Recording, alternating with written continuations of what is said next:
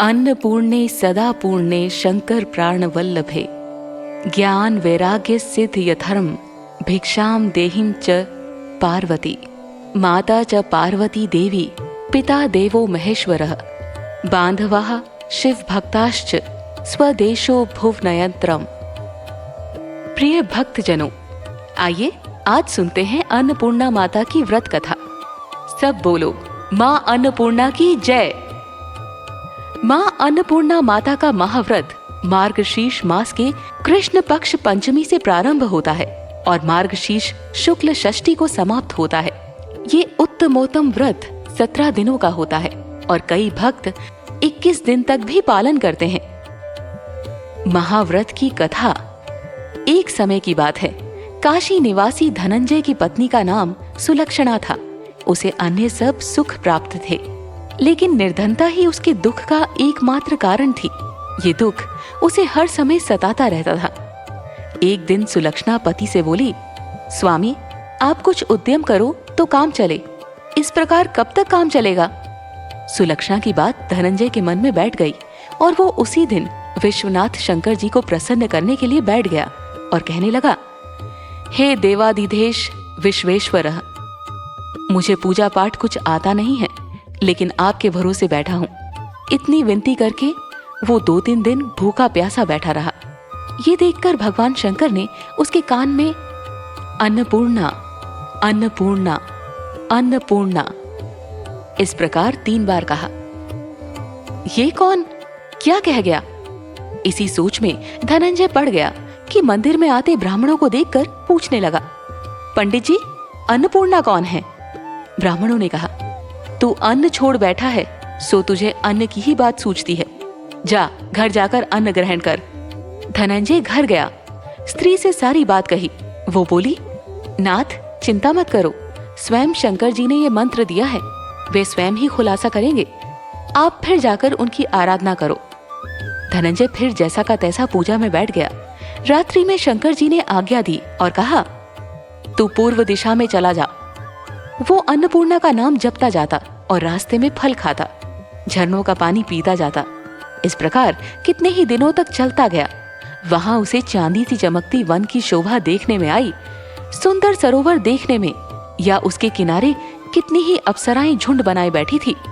एक कथा सुनाती और सब मिलकर माँ अन्नपूर्णा इस प्रकार बार बार कहती थी। ये मार्गशीर्ष मास की उजेली रात थी और आज से ही व्रत का आरंभ था। जिस शब्द की खोज करने वो निकला था वो उसे वहां सुनने को मिला। धनंजय ने उसके पास जाकर पूछा, हे देवियों, आप ये क्या करती हो? उन सब ने कहा, हम सब माँ अन्नपूर्णा का व्रत करती हैं। धनंजय ने पूछा, व्रत पूजा करने से क्या होता है? ये किसी ने किया भी है? इसे कब किया जाए? कैसा व्रत है और कैसी विधि है? मुझसे भी विस्तार से बतलाओ। वे कहने लगी, इस व्रत को सब कोई कर सकते हैं। 21 दिन तक के लिए 21 गांठ का सूत लेना चाहिए। 21 दिन यदि ना बने तो 1 दिन उपवास करें। ये भी ना बने तो केवल कथा सुनकर प्रसाद लें। निराहार रहकर कथा कहें। कथा सुनने वाला कोई ना मिले तो पीपल के पत्तों को रख, सुपारी या घृत कुमारी, वृक्ष को सामने कर, दीपक को साक्षी कर, सूर्य, गाय, तुलसी या महादेव को बिना कथा सुनाए मुख में दाना न डालें।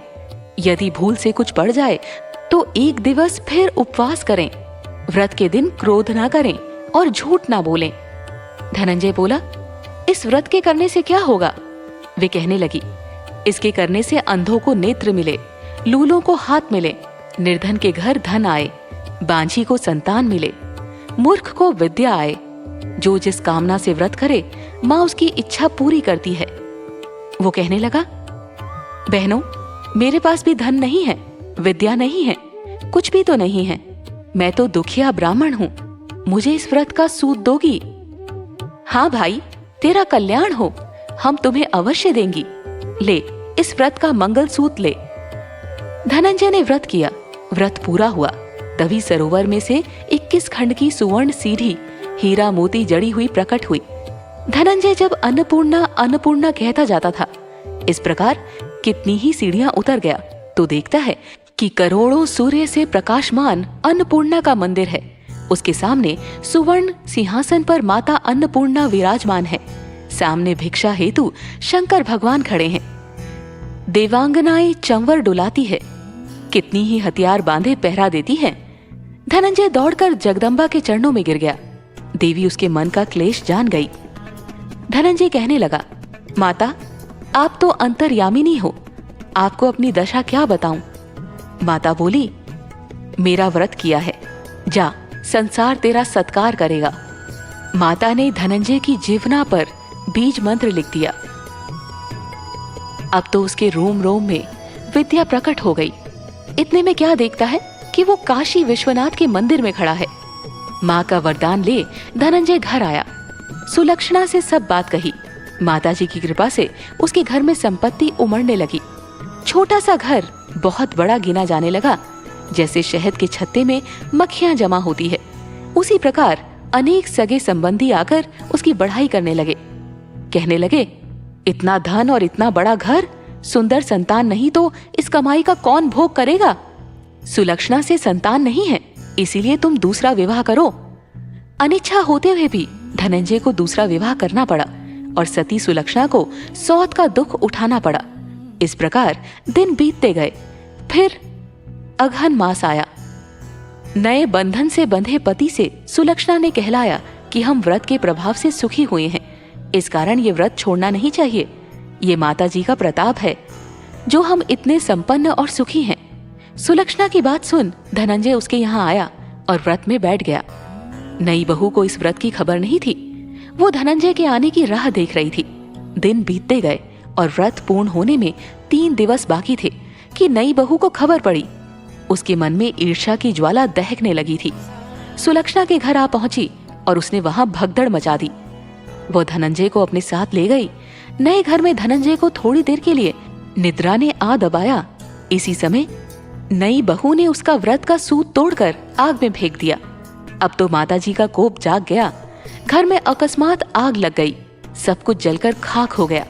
सुलक्षणा जान गई और पति को फिर अपने घर ले आई। नई बहू रूठकर पिता के घर जा बैठी।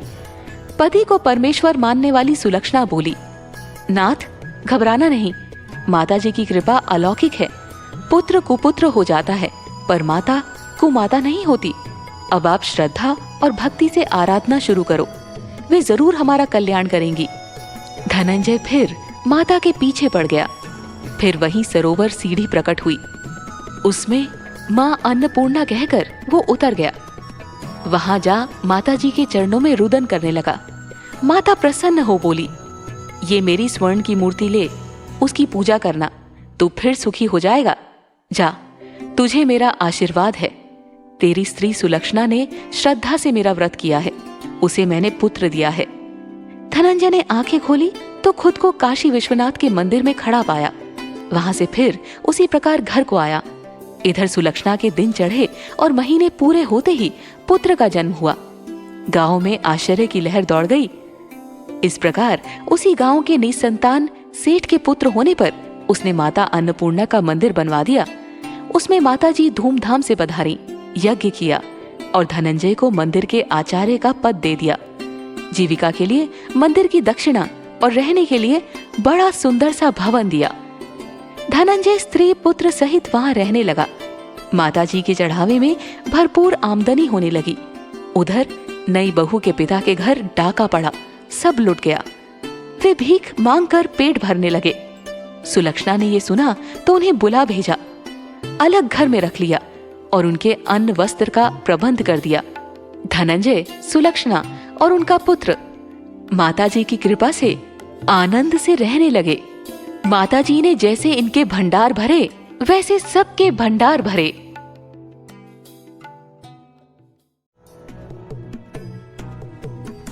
प्रिय भक्तजनों, उम्मीद करते हैं कि आपको ये कथा अत्यंत पसंद आई होगी।